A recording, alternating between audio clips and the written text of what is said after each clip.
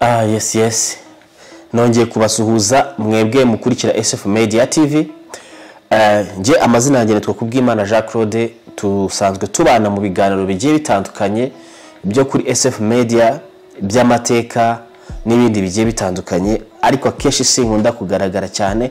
Ariko ubu ngubu ndashaka ko tugiye gutangirana ikiganiro gishyashya cyo kuzajya ngaragaramo cyane. Icyo kiganiro rero giteye gutya, niyo mpamvu nashatse kukibaganirizaho kugira ngo mwumve uko giteye, mu bisobanukirwe. Ni ikiganiro tugiye kujya dukora, ariko ku bantu bose bakoze subscribe ni karibu.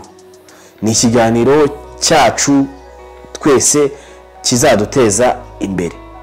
Muri ubu buryo rero nibwo ushaka ko mbereka ukuntu tuzatubikora.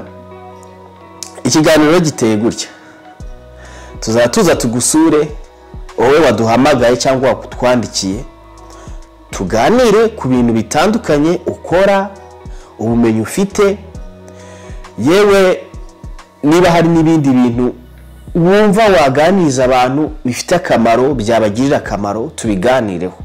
Ikintu cyigisha umuntu ashobora kukwigiraho, ashobora kumva mugenzi wawe akavuga ati mugenzi wanjye yakoze iki agera kuri iki, reka ibi ngibi byirinde kubera ko mugenzi wanjye yahuye nabyo. Ibyo nibyo tukayira tubiganiraho, tugenda tujua tukareba icyagirira iki abantu akamaro. Muri urwo rwego rero uzajya ufite business yawe, hama iyo business bigufashe kwamamaza mu kiganiro, bigufashe ndetse no gutanga ubutumwa ku byo ukora, ubundi nawe biguteza imbere kandi n'amafaranga utanze. Rero ndumva ari ibyo ngibyo tuzadukorana. Umuntu waba ubishaka ko twazabikorana icyo kiganiro, nimero ndazishyiraho hasi, ngiye no kuzisubiramo nzibabwire. Uzajya uhamagara 0788334275 mu kuvugana kuri ibyo navuze hejuru.